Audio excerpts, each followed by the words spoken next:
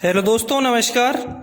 Way of maths channel में आपका फिर से स्वागत है। मैं हूं एम के गुजर और इस वीडियो में लेके आया हूं दक्षिणी पूर्वी मध्य railway south east central railway के नागपुर डिवीजन में 17 फरवरी 2025 को एक ट्रेन मैनेजर का पेपर हुआ है, शंट मास्टर का पेपर हुआ है और उस पेपर का तीसरा भाग।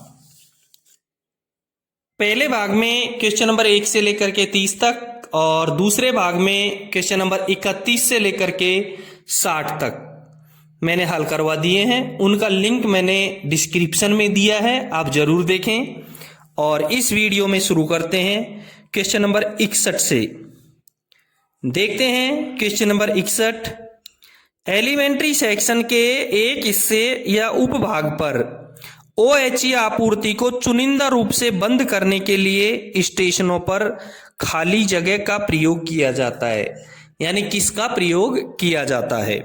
एलिमेंट्री सेक्शन के एक हिस्से या उपभाग पर OHE आपूर्ति को चुनिंदा रूप से बंद करने के लिए स्टेशनों पर किसका प्रयोग किया जाता है? ए में इंसुलेटर, बी में आइसोलेटर, सी में सर्किट ब्रेकर और डी में ट्रिपिंग। और इसका करेक्ट आंसर रहेगा बी, आइसोलेटर। एलिमेंट्री सेक्शन के एक हिस्से या उपभाग पर OHE आपूर्ति को चुनिंदा रूप से बंद करने के लिए स्टेशनों पर आइसोलेटर का प्रयोग किया जाता है।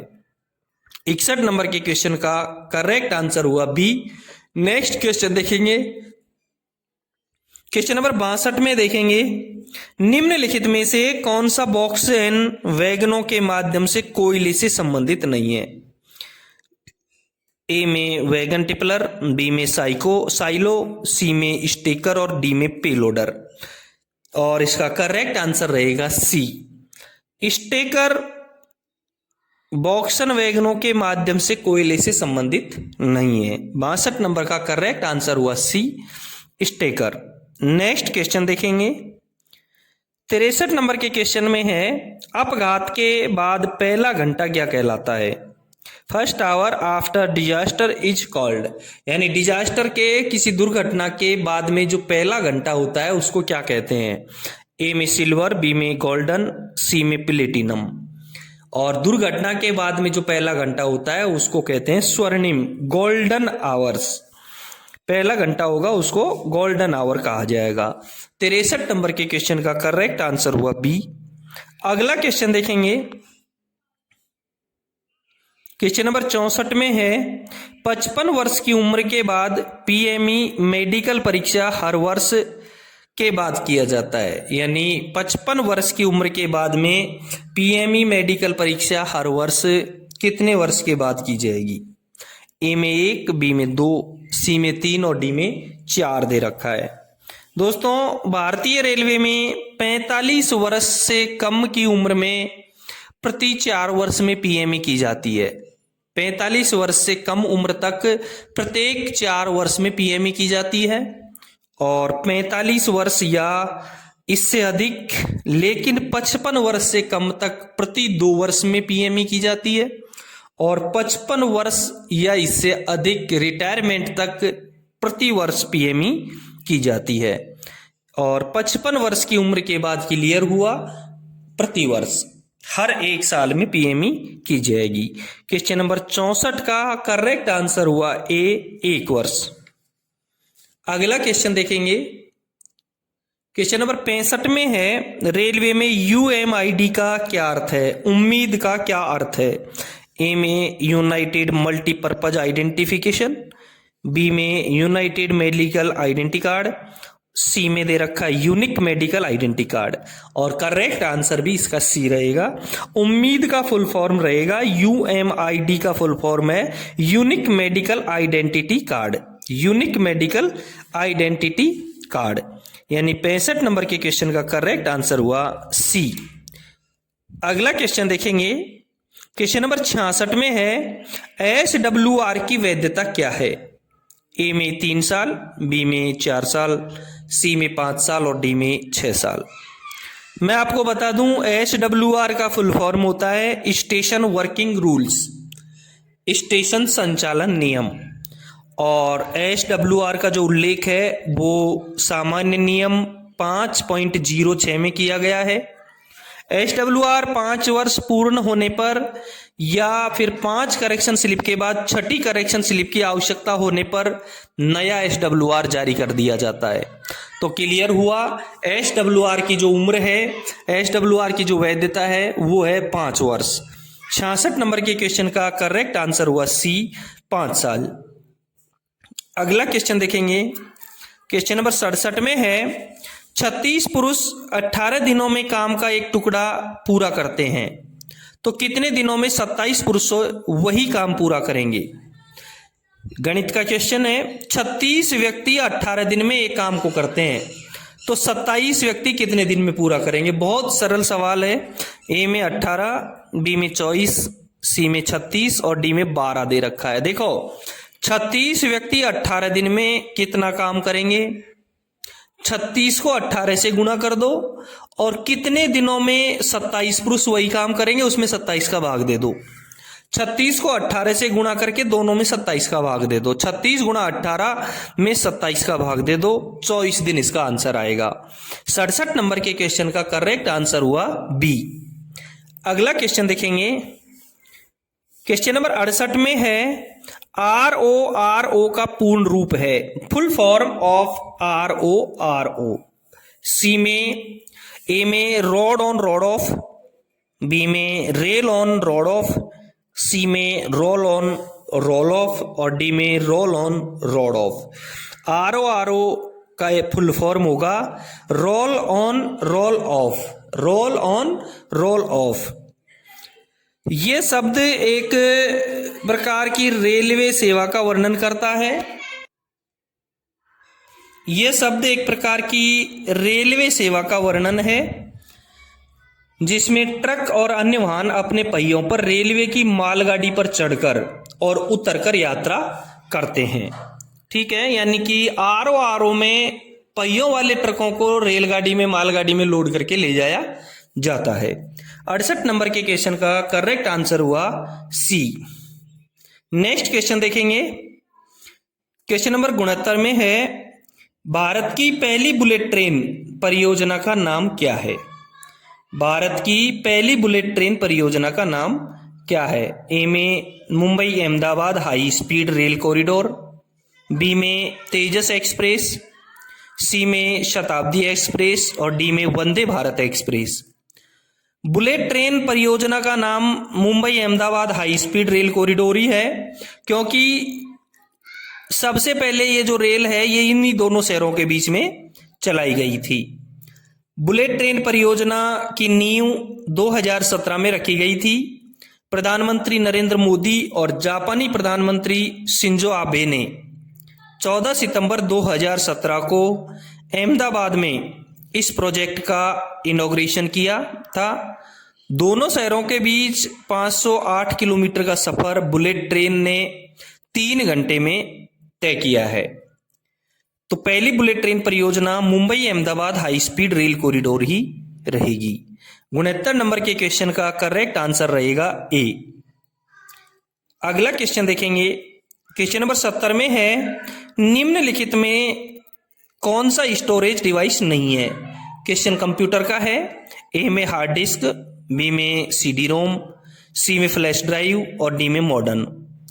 हार्ड डिस्क और CD रोम, फ्लैश ड्राइव ये तीनों स्टोरेज डिवाइस हैं, मेमोरीज हैं एक तरीके से, और मॉडम है ये मेमोरीज नहीं है, स्टोरेज डिवाइस नहीं है। इसलिए क्वेश्चन नंबर 70 का करेक्ट आंसर रहेगा डी, मॉडम। क्वेश्चन नंबर 70 का करेक्ट आंसर रहेगा डी, मॉडम। दोस्तों आप देख रहे हैं दक्षिणी पूर्वी मध्य रेलवे यानी साउथ ईस्ट सेंट्रल रेलवे के नागपुर डिवीजन में 17 फरवरी 2025 को एक शंट मास्टर का पेपर हुआ है। उस पेपर का तीसरा भाग, जिसमें क्वेश्चन नंबर 61 से लेकर के हल करवाए जा रहे हैं। इसी पेपर का क्वेश्चन नंबर 1 से लेकर के 30 तक पहले भाग में और 31 से लेकर के 60 तक दूसरे भाग के वीडियो में क्वेश्चन हल करवा दिए हैं। दोनों का लिंक इसके डिस्क्रिप्शन में दिया हुआ है, आप जरूर देखें। यदि आपको मेरे द्वारा पढ़ाए गए पेपरों का PDF चाहिए तो इसी क्वेश्चन के इसी वीडियो के डिस्क्रिप्शन में टेलीग्राम चैनल का लिंक दे रखा है, उस पर क्लिक करें और पीडीएफ डाउनलोड करें। यदि आपके डिवीजन या रेलवे में कोई डिपार्टमेंटली पेपर हुआ है तो मुझे जरूर भेजें। मेरा व्हाट्सएप नंबर दिया हुआ है और टेलीग्राम नंबर दिया हुआ है। देखते हैं अगला क्वेश्चन। क्वेश्चन नंबर 71 में है, राकेश शर्मा 40 साल बाद अंतरिक्ष की यात्रा करने वाले दूसरे भारतीय कौन होंगे? यानी पहला अंतरिक्ष की यात्रा करने वाला व्यक्ति राकेश शर्मा है और उसके 40 साल बाद में दूसरा भारतीय कौन होगा? ए में शुभांशु शुक्ला, बी में सुधांशु शुक्ला, सी में शुभ्रांशु शुक्ला और डी में सुदेश शुक्ला। राकेश शर्मा के बाद में शुभांशु शुक्ला भारत के दूसरे अंतरिक्ष यात्री होंगे और शुभांशु शुक्ला भारतीय वायुसेना के एक ग्रुप कैप्टन हैं जिन्हें एक्सियोम मिशन पर पायलट के रूप में चुना है। इस मिशन में नासा, प्राइवेट कंपनी एक्सिमो और स्पेस एक्स की साझेदारी है। इसलिए 71 नंबर के क्वेश्चन का करेक्ट आंसर रहेगा ए, शुभांशु शुक्ला। नेक्स्ट क्वेश्चन देखेंगे। क्वेश्चन नंबर 72 में है, पहली भारतीय यात्री रेलगाड़ी द्वारा तय की गई दूरी कितनी है? ए में 21 मील, बी में 34 मील, सी में 25 मील और डी में 35 मील। दोस्तों, भारत में पहली यात्री ट्रेन 16 अप्रैल 1853 को चली थी और यह ट्रेन मुंबई के बोरी बंदर से ठाणे के बीच चली थी। पहली ट्रेन का नेतृत्व तत्कालीन गवर्नर जनरल लॉर्ड डलहौजी ने किया था। इसमें 14 बोगियां थी और इसे साहिब, सिंध और सुल्तान नाम के 3 इंजनों ने चलाया था। पहली जो ट्रेन थी इसमें 400 यात्री सवार थे और इसने 34 किलोमीटर, जो लगभग 21 मील होता है, की दूरी तय की थी। तो 72 नंबर के क्वेश्चन का करेक्ट आंसर हुआ ए, पहली भारतीय यात्री रेलगाड़ी द्वारा तय की गई दूरी 21 मील थी। करेक्ट आंसर हुआ ए। नेक्स्ट क्वेश्चन देखेंगे। क्वेश्चन नंबर 73 में है, किस भारतीय राज्य में कोई रेलवे स्टेशन नहीं है? ए में सिक्किम, बी में असम, सी में शिमला और डी में नई दिल्ली। सिक्किम राज्य में अभी कोई रेलवे स्टेशन नहीं है, यानी कि सिक्किम एक ऐसा राज्य है जहां रेलवे स्टेशन नहीं है। तो करेक्ट आंसर हो गया ए, भारतीय राज्य में सिक्किम राज्य एक ऐसा राज्य है जिसमें कोई रेलवे स्टेशन नहीं है। ठीक है, नेक्स्ट क्वेश्चन देखते हैं। क्वेश्चन नंबर 74 देखें। निम्नलिखित में से कौन नागपुर डिवीजन SECR में रनिंग स्टाफ के लिए लॉबी नहीं है? यानी नागपुर डिवीजन में रनिंग स्टाफ के लिए लॉबी नहीं है। ए में TMR, बी में BTC, सी में JESG और डी में NAM। ये आप अपने डिवीजन के WTT में देखें। अपने डिवीजन के WTT में लॉबी की जानकारी होती है, वो अपना WTT में देखें। नेक्स्ट क्वेश्चन देखेंगे। क्वेश्चन नंबर 75 में है, नीचे उल्लेखित कौन सा पर्वतीय रेल मार्ग भारत में यूनेस्को विश्व धरोहर स्थल है?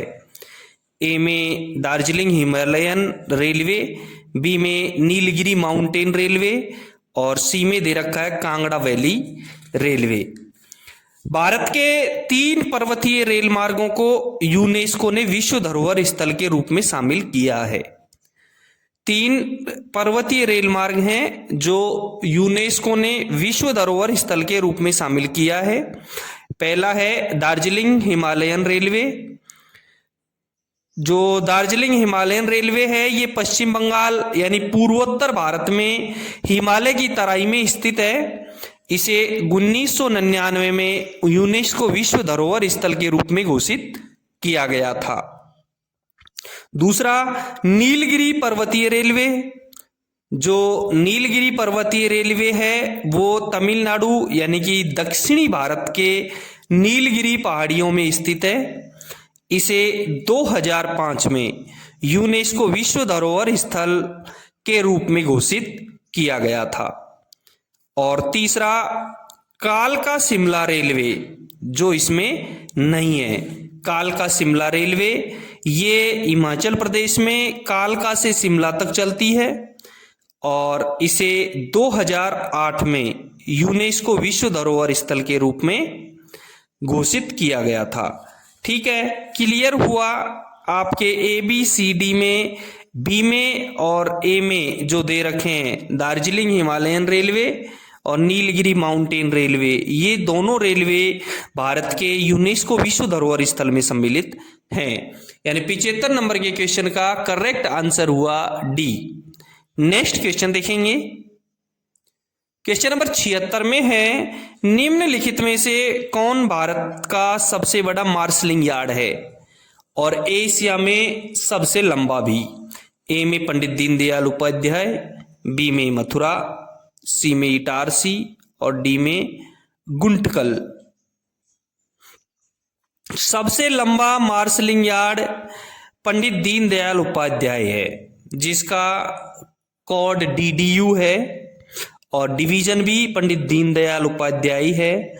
ये ईस्ट सेंट्रल रेलवे में है और पंडित दीनदयाल उपाध्याय के स्टेशन यार्ड की जो कुल लंबाई है वो 12.5 किलोमीटर है और यहाँ रोजाना लगभग 1500 वैगन का टर्नआउट है, मतलब आते जाते हैं, लगभग 1500 वैगन आते जाते हैं। 76 नंबर के क्वेश्चन का करेक्ट आंसर हुआ ए, पंडित दीनदयाल उपाध्याय।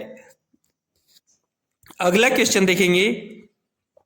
क्वेश्चन नंबर 77 में है, SECR जोन का उद्घाटन कब हुआ? साउथ ईस्ट सेंट्रल रेलवे जो जोन है उसका उद्घाटन कब हुआ? ए में 1998, बी में 2000, सी में 1999 और डी में 2003। साउथ ईस्ट सेंट्रल रेलवे दक्षिणी पूर्वी मध्य रेलवे का ही हिस्सा है और इसका उद्घाटन 20 सितंबर 1998 को हुआ और 1 अप्रैल 2008 को इसे राष्ट्र को समर्पित कर दिया गया। तो 77 नंबर के क्वेश्चन का करेक्ट आंसर हुआ ए, 1998, 20 सितंबर 1998। ठीक है, अगला क्वेश्चन है। क्वेश्चन नंबर 78 में है, निम्नलिखित में से कौन सा स्टेशन पहले विक्टोरिया टर्मिनस के नाम से जाना जाता था? ए में चर्चगेट रेलवे स्टेशन, बी में हावड़ा रेलवे स्टेशन, सी में लोकमान्य तिलक टर्मिनस और डी में छत्रपति शिवाजी टर्मिनस। छत्रपति शिवाजी टर्मिनस जो पहले महारानी विक्टोरिया टर्मिनस के नाम से जाना जाता था, मुंबई में एक ऐतिहासिक रेलवे स्टेशन है। इसकी आधारशिला 1878 में रखी गई थी और 1887 में महारानी विक्टोरिया की स्वर्ण जयंती के अवसर पर इसका निर्माण हुआ। 1996 में इसका नाम बदलकर छत्रपति शिवाजी महाराज टर्मिनस कर दिया गया। यह स्टेशन एक यूनेस्को विश्व धरोहर स्थल भी है। बिल्कुल 78 नंबर के क्वेश्चन का करेक्ट आंसर हुआ डी, छत्रपति शिवाजी टर्मिनस। अगला क्वेश्चन देखेंगे। क्वेश्चन नंबर 79 में है, जब रेलगाड़ी को रुकना आवश्यक हो और प्रतिबंध केवल 1 दिन या उससे कम समय तक चलने की संभावना हो तो ब्रॉड गेज पर खाली जगह मीटर की दूरी पर एक बैनर झंडा प्रदर्शित किया जाएगा। यानी कि कितने मीटर की दूरी पर वो बैनर झंडा प्रदर्शित किया जाएगा? ए में 400 मीटर, बी में 800 मीटर, सी में 600 मीटर और डी में 1200 मीटर दे रखा है। जब इंजीनियरिंग कार्य 1 दिन की अवधि का हो और गाड़ी को रुक कर जाना हो तो बैनर फ्लैग को आने वाली गाड़ी की दिशा में कार्यस्थल से ब्रॉड गेज में 600 मीटर और मीटर गेज या नैरो गेज में 400 मीटर की दूरी पर लगाया जाता है। तो क्लियर हुआ, 600 मीटर ब्रॉड गेज में 600 मीटर और मीटर गेज या नैरो गेज में 400 मीटर। यानी 79 नंबर के क्वेश्चन का करेक्ट आंसर हुआ सी। ठीक है, अगला क्वेश्चन देखेंगे। क्वेश्चन नंबर 80 में है, एकल पंक्ति अनुभागों में निम्नलिखित किया जाता है, यानी सिंगल लाइन में किया जाता है। ए में ब्लॉक बैक, बी में ब्लॉक फॉरवर्ड, सी में बोथ और डी में नाइदर ए और नॉर बी। ब्लॉक बैक और ब्लॉक फॉरवर्ड दे रखे हैं इसमें, और सिंगल लाइन में क्या किया जाता है ये हमको इसमें छांटना है। मैं आपको ब्लॉक बैक और ब्लॉक फॉरवर्ड दोनों के बारे में बताता हूं। ए में ब्लॉक बैक बता देता हूं। सामान्य नियम 1.02 के 8 में साफ लिखा है कि डबल लाइन पर पिछले निकटवर्ती ब्लॉक स्टेशन को और सिंगल लाइन पर अगले और पिछले दोनों निकटवर्ती ब्लॉक स्टेशनों को किसी ब्लॉक स्टेशन से यह संदेश भेजने से है कि ब्लॉक सेक्शन अवरुद्ध है या अवरुद्ध होने वाला है। यानी क्लियर हुआ कि ब्लॉक बैक डबल लाइन पर भी किया जाएगा और सिंगल लाइन पर भी किया जाएगा। दूसरा ब्लॉक फॉरवर्ड के बारे में मैं बताता हूं आपको। सामान्य नियम 1.02 के 9 में साफ लिखा है कि डबल लाइन पर किसी ब्लॉक स्टेशन से अगले निकटवर्ती ब्लॉक स्टेशन को ये सूचना भेजना कि आगे का ब्लॉक सेक्शन अवरुद्ध है या अवरुद्ध होने वाला है, ब्लॉक फॉरवर्ड कहलाता है। तो ब्लॉक फॉरवर्ड केवल डबल लाइन में ब्लॉक फॉरवर्ड होगा और ब्लॉक बैक सिंगल लाइन में और डबल लाइन दोनों में होगा। तो 80 नंबर के क्वेश्चन का करेक्ट आंसर हुआ ए, ब्लॉक बैक सिंगल लाइन यानी कि ब्लॉक बैक। ठीक है, 80 नंबर के क्वेश्चन का करेक्ट आंसर हुआ ए। नेक्स्ट क्वेश्चन देखेंगे। क्वेश्चन नंबर 81 में है G&SR के अनुसार दिन का अर्थ है, यानी कि G&SR के अनुसार दिन का अर्थ क्या है। ए में 6 बजे से 18 बजे तक, बी में 8 बजे से 20 बजे तक, सी में सनराइज टू सनसेट यानी सूर्योदय से सूर्यास्त तक, और डी में सनसेट टू सनराइज यानी सूर्यास्त से सूर्योदय तक।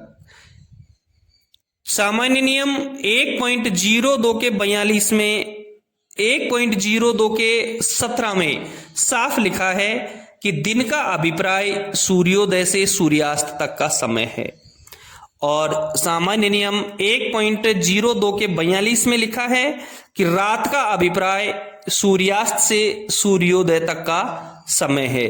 क्लियर हुआ, दिन का अभिप्राय सूर्योदय से सूर्यास्त और रात का अभिप्राय सूर्यास्त से सूर्योदय तक का समय से है। दोस्तों आप देख रहे हैं दक्षिणी पूर्वी मध्य रेलवे में एक 17 फरवरी 2025 को संट मास्टर का जो पेपर हुआ है उस पेपर का हल और तीसरा भाग, जिसमें क्वेश्चन नंबर 61 से हल करवा रहा हूं। इससे पहले क्वेश्चन नंबर 1 से लेकर के 30 तक पहला भाग और क्वेश्चन नंबर 31 से लेकर के 60 तक दूसरा भाग मैंने पहले हल करवा दिया है, उनका लिंक डिस्क्रिप्शन में दे रखा है, वहां से आप जरूर देखें। मेरे द्वारा हल करवाए गए पेपरों का यदि आपको PDF चाहिए तो डिस्क्रिप्शन में टेलीग्राम चैनल का लिंक दे रखा है, क्लिक करें और PDF डाउनलोड करें। यदि आपके डिवीजन या रेलवे में कोई पेपर हुआ है तो मुझे टेलीग्राम व्हाट्सएप नंबर पर जरूर भेजें। देखते हैं अगला क्वेश्चन। क्वेश्चन नंबर 82 में है स्टेशन सेक्शन यहां उपलब्ध है। A class station, class B station, class C station और class D station. Station section किन स्टेशनों पर उपलब्ध होगा ये हमको इसमें छांटना है। अब देखते हैं स्टेशन सेक्शन। स्टेशन सेक्शन का अभिप्राय बी क्लास स्टेशन के उस भाग से है जहां लाइन क्लियर देने के बाद भी रुकावट की जा सकती है। स्टेशन सेक्शन समझा रहा हूं मैं आपको। स्टेशन सेक्शन का अभिप्राय बी क्लास स्टेशन के उस भाग से है जहां लाइन क्लियर देने के बाद भी रुकावट की जाती है। इसका मतलब क्लियर हो गया कि स्टेशन सेक्शन होता तो बी क्लास स्टेशन पर है, और बी क्लास स्टेशन वे ब्लॉक स्टेशन होते हैं जहां स्टेशन सेक्शन में रुकावट होने के बावजूद भी किसी गाड़ी को लाइन क्लियर दिया जा सकता है। तो क्लियर हो गया आपका क्वेश्चन। 82 नंबर के क्वेश्चन का क्लियर है कि स्टेशन सेक्शन केवल और केवल बी क्लास स्टेशन पर उपलब्ध होते हैं। 82 नंबर के क्वेश्चन का करेक्ट आंसर हुआ बी। अगला क्वेश्चन देखेंगे। क्वेश्चन नंबर 83 में है होम सिग्नल से BSLB की दूरी खाली जगह कम से कम होगी। होम सिग्नल से BSLB की दूरी कितनी होगी बीएसएलवी दे रखा है। मैं आपको पहले बीएसएलवी का फुल फॉर्म बता देता हूं।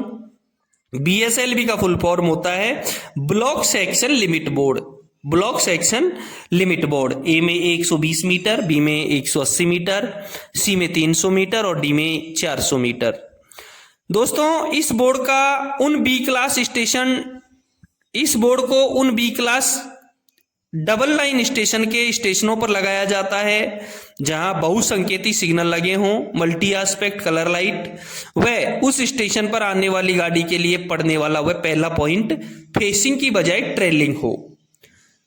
बीएसएलवी को उन बी क्लास डबल लाइन के स्टेशनों पर लगाया जाएगा जहां बहुसंकेती सिग्नल लगे हों, मल्टी एस्पेक्ट, उस स्टेशन पर आने वाली गाड़ी के लिए पड़ने वाला पहला पॉइंट फेसिंग की बजाय ट्रेलिंग हो, या होम सिग्नल से स्टार्टर सिग्नल के बीच कोई पॉइंट न हो। होम सिग्नल से स्टार्टर सिग्नल के बीच में कोई पॉइंट न हो।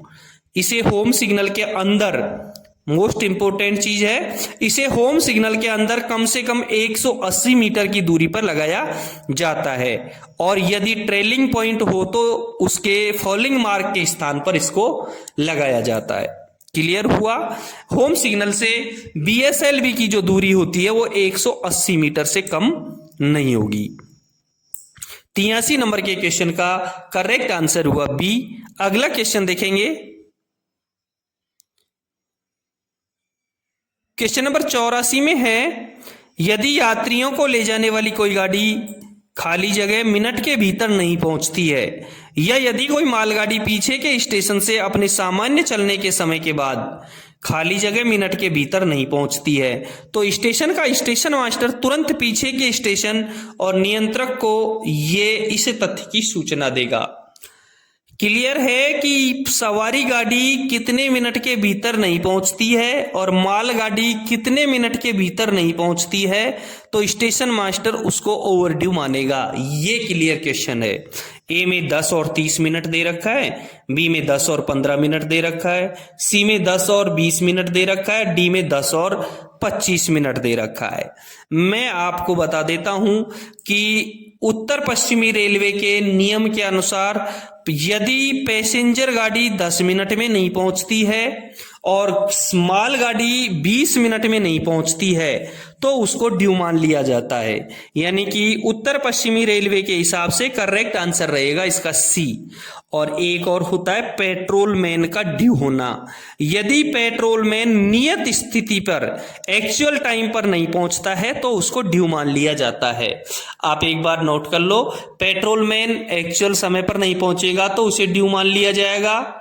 सवारी गाड़ी 10 मिनट के बाद में नहीं पहुंचेगी तो उसे ड्यू मान ली जाएगी, और मालगाड़ी 20 मिनट के समय के बाद नहीं पहुंचेगी तो उसे ड्यू मान लिया जाएगा। 84 नंबर के क्वेश्चन का करेक्ट आंसर हुआ सी।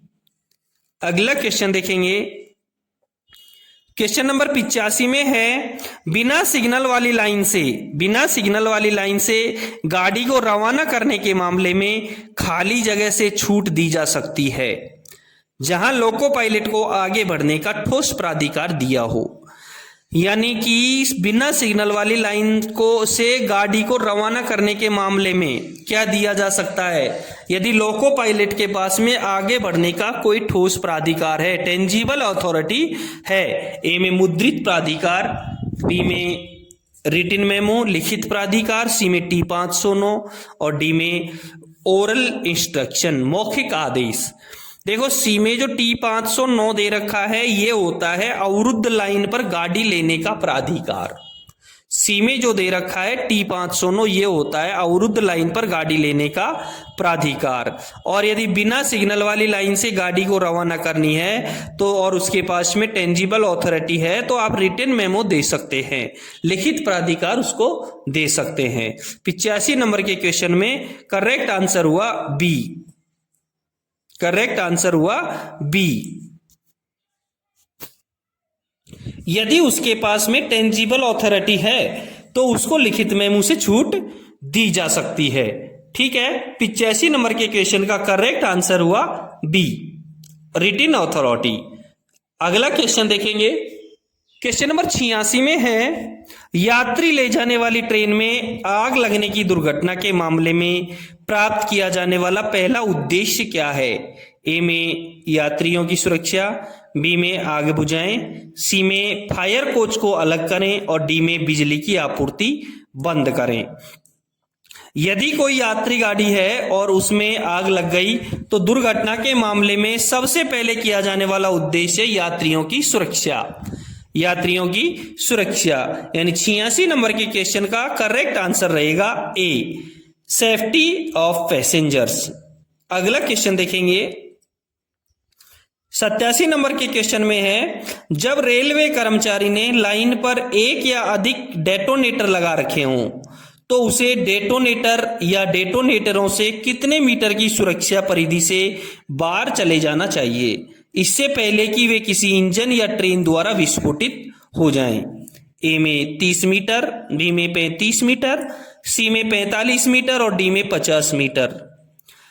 दोस्तों सहायक नियम 3.61 के 1 के 6 में साफ लिखा है कि जब किसी रेल कर्मचारी ने एक या एक से अधिक पटाखे लाइन पर लगा दिए हों तो आने वाले इंजन या गाड़ी से पटाखों के विस्फोट से पहले वह 45 मीटर की सुरक्षा दायरे से बाहर हट जाएगा। तो आपका 87 नंबर के क्वेश्चन का करेक्ट आंसर होगा 45 मीटर, यानी कि आंसर हुआ सी 45 मीटर। ठीक है, अगला क्वेश्चन देखेंगे। क्वेश्चन नंबर 88 में है जब ट्रैक मशीनें ब्लॉक सेक्शन में काफिले से चल रही हैं, जब ट्रैक मशीनें ब्लॉक सेक्शन में काफिले में चल रही हों तो उनके मशीनों के संचालकों की ये जिम्मेदारी होगी कि वे एक दूसरे से न्यूनतम कितने मीटर की दूरी पर रहें। ए में 150 मीटर, बी में 200 मीटर, सी में 250 मीटर और डी में 300 मीटर। अध्याय 15 के परिशिष्ट 1 के पैरा 5 के 3 के क में साफ लिखा है कि काफिले में चलते समय प्रत्येक ट्रैक मशीन के बीच 250 मीटर की पर्याप्त दूरी बनाकर रखी जाएगी। यानी 88 नंबर के क्वेश्चन में आंसर होगा 250 मीटर, जो ए बी सी डी में सी में लिखा है। करेक्ट आंसर होगा इसका सी 250 मीटर। अगला क्वेश्चन है क्वेश्चन नंबर 89 में है सड़क किनारे के स्टेशनों पर यानी रोड साइड स्टेशनों पर जहां यार्ड मास्टर या शंटिंग मास्टर या शंटिंग जमादार की व्यवस्था नहीं है, जबकि शंटिंग सहायक नियम 5.13 के 02 द्वारा शासित है और सहायक SR 5.13 के 03 के अनुसार अधिकृत है, वहां संबंधित बिंदुओं को सही सेटिंग यानी कि कांटों को सही सेटिंग सुनिश्चित करने और फेसिंग पॉइंट को लॉक करने के लिए कौन जिम्मेदार होगा? ए में ट्रेन मैनेजर, बी में पॉइंट्समैन, सी में स्टेशन मास्टर और डी में सहायक लोको पायलट। बिल्कुल क्लियर स्थिति है कि जहां शंटिंग जमादार यार्ड मास्टर या शंटिंग जमादार मास्टर नहीं होगा तो वहां सभी पॉइंटों को सेटिंग के लिए जिम्मेदार ट्रेन मैनेजर होगा। 89 नंबर के क्वेश्चन का करेक्ट आंसर होगा ए ट्रेन मैनेजर। अगला क्वेश्चन देखेंगे। क्वेश्चन नंबर 90 में है जब आप हम्प से नीचे लुढ़क रहे हों, कुबड़ से नीचे लुढ़क रहे हों तो हैंड ब्रेक चलाकर गति को नियंत्रित किया जाएगा ताकि प्रभाव की गति कितने किलोमीटर घंटे से अधिक नहीं होगी। जब आप हम्प से नीचे लुढ़क रहे होंगे तो हैंड ब्रेक चलाकर गति को कंट्रोल किया जाएगा, फिर कितने किलोमीटर प्रति घंटे से अधिक नहीं होगी। ए में 8, बी में 15, सी में 10 और डी में 5। तो किसका आंसर रहेगा 5 किलोमीटर प्रति घंटा। जब आप हम्प से नीचे लुढ़क रहे हों तो हैंड ब्रेक चलाकर गति को नियंत्रित किया जाएगा ताकि प्रभाव की गति 5 किलोमीटर प्रति घंटे से अधिक नहीं हो। 90 नंबर के क्वेश्चन का करेक्ट आंसर हुआ डी। दोस्तों ये था दक्षिणी पूर्वी मध्य रेलवे नागपुर डिवीजन का शंट मास्टर के पेपर का तीसरा भाग, जिसमें क्वेश्चन नंबर 61 से लेकर के 90 तक हल करवा दिए हैं। अब मिलते हैं अगले वीडियो में क्वेश्चन नंबर 91 के साथ में। धन्यवाद।